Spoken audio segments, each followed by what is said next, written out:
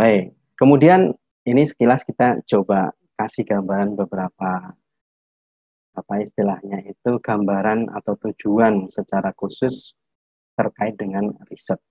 Ya. Riset itu yang pertama tujuannya adalah dia untuk reporting. Reporting atau exploring, artinya dia akan memaparkan, menjelaskan, ya, kemudian mengungkap, mengeksplorasi dan sebagainya. Itu salah satu bentuk tujuan dari kita melakukan riset. Kemudian yang kedua, ada tujuan lainnya itu untuk menggambarkan, mendeskripsikan. Misalnya kalau dalam dunia pendidikan kita tahu, kalau yang mungkin lagi membuat skripsi, saya pengen melakukan penelitian untuk tugas akhir saya atau tugas skripsi saya terkait dengan pembelajaran Pak. Nah, itu bisa nanti dia sifatnya mendeskripsikan. Jadi atau bagaimana kita menggambarkan pelaksanaan pembelajaran yang ingin kita lakukan. Jadi misalnya, oh saya pengen menggunakan, menggambarkan atau menjelaskan pembelajaran dengan metode cut-shot misalnya. Nah itu jadi kita bisa untuk menggambarkan implementasi dari awal sampai akhir terkait dengan proses pembelajaran tersebut. Nah, itu yang kedua. Kemudian yang ketiga, explanatory. Explanatory itu menjelaskan. Jadi bagaimana kita akan menjelaskan sesuatu yang terjadi, fenomena yang terjadi, misalnya adanya muncul, ya ada beberapa banyak kasus, banyak tema yang bisa kita ungkap sebenarnya. Bagaimana pembelajaran atau mungkin menjelaskan kondisi anak yang berkebutuhan khusus dalam dunia pendidikan. Nah, itu nanti bisa kita menjelaskan itu juga. Kemudian yang keempat, kita bisa memprediksi atau prediktif. Jadi riset itu juga nanti dia akan punya tujuan-tujuan. Jadi misalnya kita dalam dunia pendidikan itu juga bisa nanti kita akan memprediksi bagaimana tingkat misalnya apa ya, motivasi belajar siswa. Nah, motivasi belajar siswa terkait dengan prestasi itu dia akan dikaitkan dengan apa? Oh, yang mempengaruhi apa? Nah, itu bisa kita prediksikan juga. Oh, kelihatannya dia akan punya hubungan dengan yang ini, dengan variabel ini dan sebagainya. Nah, ini jadi perlu kita pahami bahwa tujuan dari riset itu ada beberapa. Mungkin banyak tujuan-tujuan yang lain, tapi kita kasih gambaran ini. Beberapa hal terkait dengan tujuan yang ada dalam riset. Baik, kemudian riset atau penelitian ilmiah itu dia akan berkaitan dengan telaah, ya, berkaitan dengan sesuatu hal yang sifatnya itu rasional. Makanya dalam penelitian ilmiah ada dua hal yang perlu kita perhatikan. Yang pertama adalah logika proses berpikir kita, karena untuk menghasilkan sesuatu yang tadi itu kebenaran ilmiah tadi, logika berpikir kita dan juga informasi secara empirik atau data dari lapangan. Entah nanti data yang dia berkaitan dengan data-data statistik atau entah dia berkaitan dengan data-data yang sifatnya itu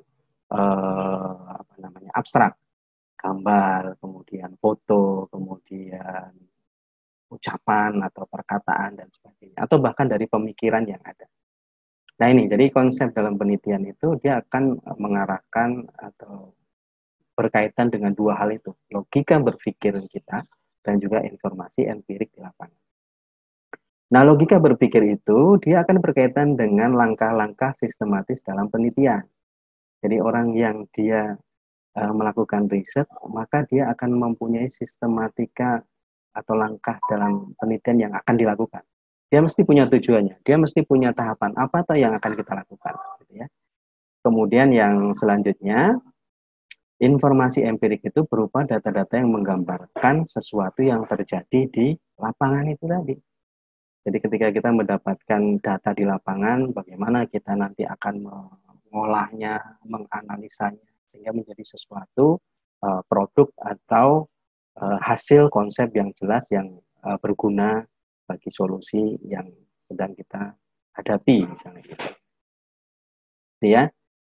Nah, tujuan khususnya itu, mungkin saya kasih gambaran sedikit. tujuan khusus dari penelitian itu adalah untuk mendapatkan kedekatan dengan sebuah fenomena, sesuatu hal yang terjadi. Ya, banyak kan di lingkungan kita misalnya, oh ada anak atau mungkin siswa yang dia punya prestasi yang tinggi, tapi ternyata dia juga punya apa namanya itu tingkat spiritual, ya spiritualitas yang tinggi juga, rajin sholat, pokoknya rajin beribadah dan sebagainya. Ada pengaruhnya nggak tahu gitu. Nah itu sebuah fenomena yang bisa kita lihat. Kemudian juga yang kedua, tujuan penelitian secara khusus itu adalah untuk menggambarkan secara akurat karakteristik individu, bisa situasi atau bisa kelompok yang nanti akan kita teliti itu. Kemudian selanjutnya adalah kita juga mempunyai tujuan khusus dalam penelitian itu adalah untuk menguji hipotesis tentang hubungan kausal atau sebab akibat antar variabel.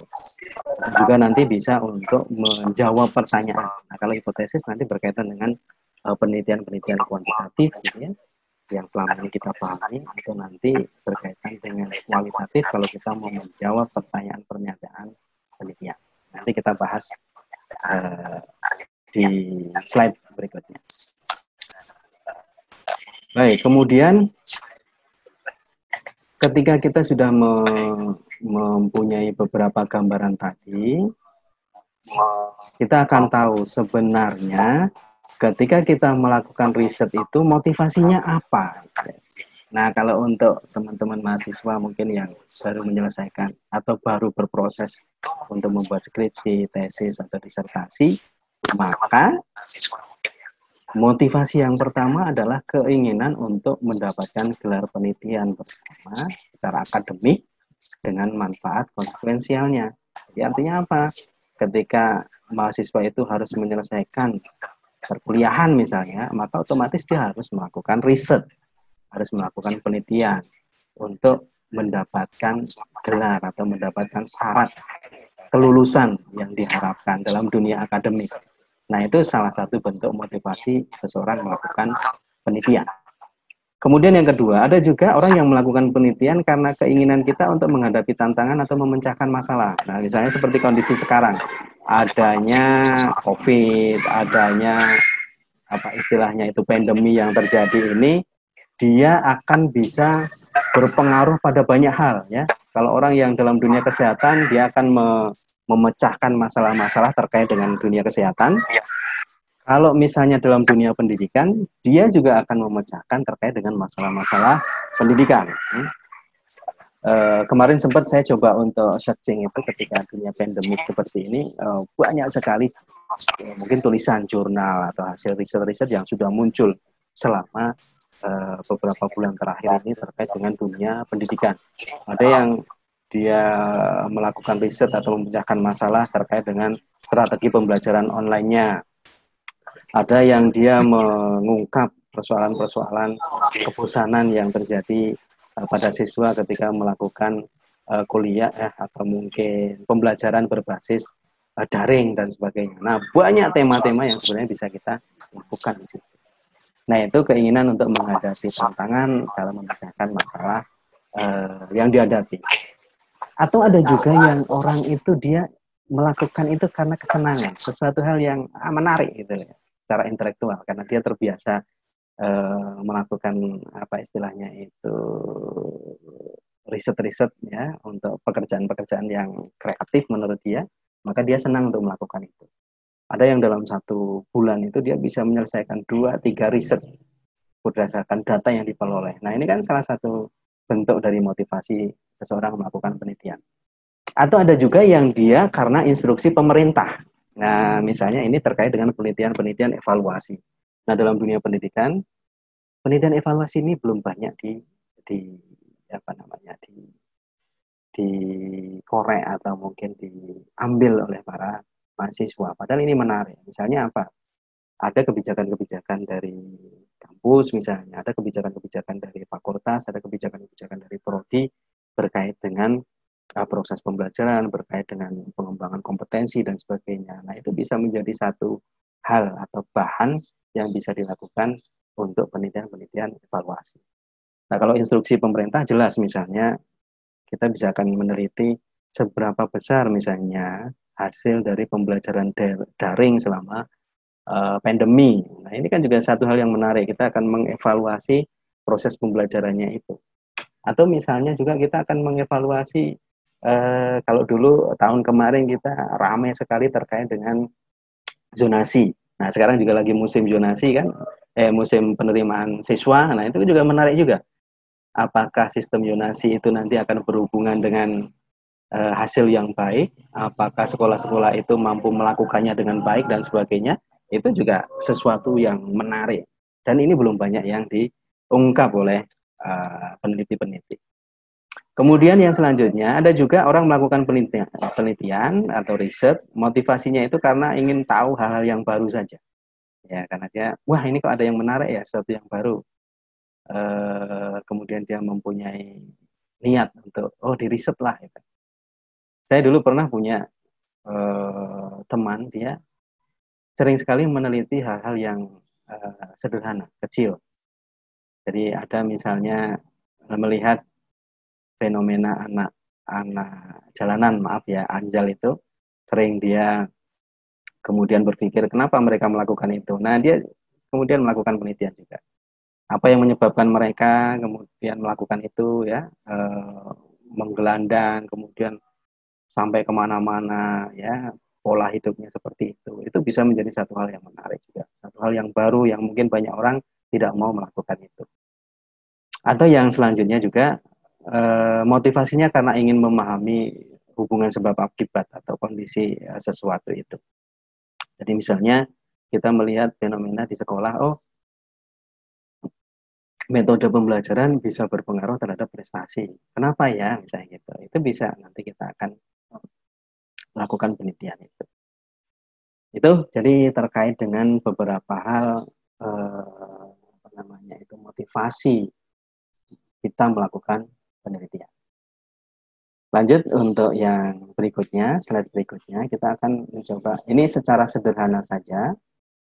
Banyak tipe-tipe riset yang ada dan apa nanti bisa dibaca buku yang lebih banyak, tetapi kita akan bisa melihat gambaran sebenarnya tipe riset itu nanti seperti apa, terus kemudian bagaimana kita akan bisa melakukannya. Nah, ada tipe riset yang dia itu berdasarkan tujuan. Jadi kita tujuan apa namanya melakukan risetnya itu, yang pertama adalah ingin misalnya eksploratif atau menggali lebih banyak. Nah, kalau dulu beberapa tahun yang lalu itu sempat misalnya ada fenomena bahkan rame di dunia apa namanya media, kemudian di dunia nyata juga ada anak yang infonya dia mampu mengeluarkan air mata kristal. Nah, akhirnya kan itu ada penelitian eksploratif ya, ada tim dokter yang khusus, masa sih seperti itu, benar nggak tahu. Nah, seperti itu kan perlu dibuktikan kebenarannya. Nah, ini salah satu contoh penelitian eksploratif. Kemudian ada penelitian lain berkaitan dengan berdasarkan tujuan itu adalah penelitian pengembangan. Nah, pengembangannya misalnya saya pengen menemukan atau memunculkan sesuatu hal yang baru terkait dengan model, terkait dengan produk, dan sebagainya.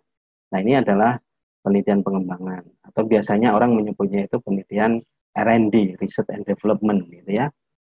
Nah, penelitian ini pengembangan-pengembangan yang memang nanti akan memunculkan prototipe sesuatu hal yang baru. Apakah dalam proses pembelajaran, apakah proses atau model pembelajaran, atau mungkin nanti modul, kita memunculkan modul atau media pembelajaran dan sebagainya. Nah, ini dalam konteks penelitian pengembangan. Nah, ada beberapa model pengembangan, nanti bisa dicari juga. Ada model yang disebut versinya Bob and Gold. Kemudian ada yang model versinya Dick and Carey. Kemudian ada juga model pengembangan, penelitian pengembangan dari versinya Eddy model. Nah, itu beberapa contoh nanti di pengembangan. Kemudian selanjutnya itu ada yang disebut dengan pelatihan verifikatif. Jadi verifikatif itu adalah bagaimana penelitian itu nanti akan memverifikasi penelitian yang sudah dilakukan. Ya, misalnya dulu kita melakukan penelitian terkait dengan sini misalnya nilai-nilai dalam pendidikan karakter pada siswa SD atau MI. Nah, kemudian kita akan mengecek kembali beberapa tahun berikutnya apakah penelitian itu masih sama hasilnya atau berbeda. Nah, itu contoh penelitian verifikatif. Baik, kemudian ada penelitian berdasarkan pendekatan. Ya, kalau tadi berdasarkan apa namanya yang diinginkan itu, kemudian kalau yang ini berdasarkan pendekatan. Ada yang disebut dengan penelitian longitudinal. Pendekatan longitudinal itu dia pendekatannya secara waktu atau periode. Jadi misalnya peneliti itu akan mencatat bagaimana cara berpikir anak sejak dari kelas 1 sampai kelas 6. Nah, dia membutuhkan waktu yang lama. Nah, beberapa hal yang sederhana terkait dengan penelitian longitudinal ini adalah biasanya waktu penelitiannya itu akan disesuaikan dari penelitian tahap 1, 2, 3 sampai yang terakhir. Sehingga pencatatan-pencatatannya itu nanti dia punya periode yang jelas. Dan penelitian ini sifatnya lama, jauh, sehingga tidak bisa langsung dilihat hasilnya. Kemudian ada yang disebut dengan penelitian cross-sectional. Cross-sectional itu artinya dengan subjek yang sama, kemudian apa istilahnya itu terdiri dari beberapa sekolah gitu ya. Misalnya ada 10 sekolah yang melibatkan. Nah, dalam waktu yang bersamaan peneliti akan melakukan ya tadi misalnya konteksnya adalah cara berpikir maaf, anak sekolah itu serentak dari kelas 1, 2, 3, 4, 5, 6 kelas 1 sampai 6 maaf dari 10 sekolah yang akan diteliti. Nah, artinya cross itu dia akan melintang atau melihat dari yang lain juga. Oke, kemudian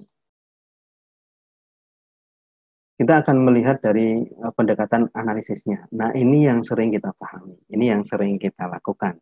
Jadi selama ini dalam berdasarkan analisisnya ini ada dua.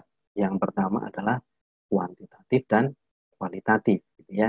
Nah, ini yang sering kita pahami. Jadi penelitian kuantitatif dan kualitatif itu sebenarnya pengelompokan berdasarkan analisis. Penelitian kuantitatif, dia menekankan analisis pada data-data numerikal atau angka yang diolah dengan metode statistik.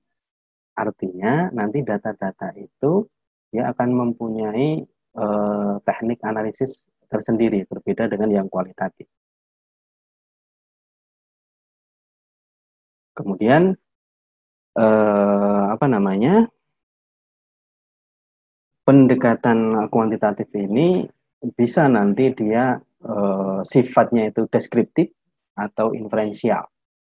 Jadi kalau deskriptif itu dia nanti akan menggambarkan atau menjelaskan pada hasil yang didapatkan, misalnya kita buat tabel, kita buat apa istilahnya itu infografis dan sebagainya. Itu yang sifatnya nanti deskriptif ya. Tapi ada juga yang inferensial. Inferensial itu adalah untuk pengujian hipotesis. Kita punya asumsi, kita punya sesuatu yang digambarkan terlebih dahulu. Misalnya itu tadi, saya kasih contoh, ada hubungan antara pola asuh dengan prestasi belajar misalnya gitu. Maka kita sudah punya asumsi bahwa pola asuh itu nanti dia akan berpengaruh kepada prestasi belajar siswa. Nah, ini dia akan kita lakukan penelitian secara inferensial. Nah, karena inferensial itu nanti salah satu bentuk statistik yang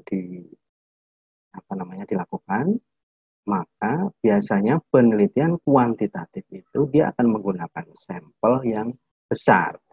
Karena fungsinya tadi dia akan mengeneralisasi. Jadi kalau misalnya dia mendapatkan hasil dari penelitiannya, maka ini bisa digeneralisasi kepada semuanya. Oh, ternyata pola asuh yang baik, ada 3 pola asuh misalnya, ada pola asuh demokratis, ada pola asuh otoriter, kemudian ada pola asuh permisif gitu atau laissez-faire, maka pola asuh yang terbaik dari hasil penelitian misalnya demokratis. Oh, nah ini akan bisa digeneralisasikan kepada semuanya. Artinya bahwa prestasi belajar itu dia akan berpengaruh dari pola asuh yang sifatnya demokratis misalnya. Makanya dalam kuantitatif itu sampelnya harus besar. Ya, kalau dalam statistik itu sebenarnya untuk sampel dari kuantitatif itu paling aman itu adalah 250 sampai 300 subjek. Jadi luar biasa. Makanya di kuantitatif semakin banyak subjek yang diinikan, maka dia akan semakin banyak bisa mengeneralisasi hasilnya. Beda nanti dengan yang kualitatif. Karena sifatnya apa? Sederhananya begini, kalau dalam konsep analisis ya kualitatif dan kuantitatif, kalau kuantitatif dia akan menguji asumsi yang sudah kita munculkan atau kita bayangkan. Tapi kalau kualitatif dia akan menjawab pertanyaan ya. Bedanya nanti di situ. Makanya ketika menjawab pertanyaan dia bisa jadi tidak membutuhkan subjek yang banyak. Baik, kemudian penelitian berdasarkan analisisnya selain kuantitatif tadi adalah kualitatif. Nah, penelitian kualitatif ini menekankan analisis pada proses penyimpulan ya berdasarkan hubungan fenomena yang diamati dengan logika ilmiah. Jadi sekali lagi, riset atau penelitian itu basic dasarnya adalah bagaimana kita mengoptimalkan logika ilmiah kita, rasionalitas kita untuk mendapatkan hasil dari fenomena atau persoalan yang muncul. Nah, bukan berarti dalam pendekatan kuantitatif ini tidak menggunakan data-data kuantitatif. Bisa juga. Cuma kadang memang interpretasinya kadang kita yang belum istilahnya memungkinkan untuk itu dan sebagainya. Nah, dalam menjawab pertanyaan penelitian itu nanti ada beberapa jenis pendekatan yang muncul dalam kualitatif. Ya, banyak sekali jenis pendekatan yang muncul sebenarnya. Cuma yang lazim atau sering digunakan itu ada yang menyebutnya 5, ada yang menyebutnya 6. Jadi jenis pendekatan penelitian kualitatif itu ada yang menyebutnya jenis pendekatan naratif, kemudian ada fenomenologis, ada studi kasus, kemudian ada etnografi, kemudian ada grounded research atau ada juga yang action research gitu ya. Jadi itu nanti jenis pendekatan yang akan pilihan-pilihan yang bisa kita ambil. Jadi ini yang sering saya sering baca juga beberapa atau diminta koreksi misalnya gitu teman-teman mahasiswa hanya menyebutkan itu, oh jenis penelitiannya adalah kualitatif, sudah selesai. Padahal di kualitatif itu nanti banyak yang akan kita lihat. Apakah dia dari jenis pendekatan naratifnya, kemudian fenomenologisnya, studi kasus, etnografi, grounded research, atau action research. Nah ini sebenarnya nanti perlu ditambahkan. Jadi tidak hanya menjelaskan bahwa penelitian yang akan kita lakukan itu adalah penelitian kualitatif, tetapi juga dia pendekatannya pakai apa. Karena itu nanti akan berbeda antara satu dengan yang lain.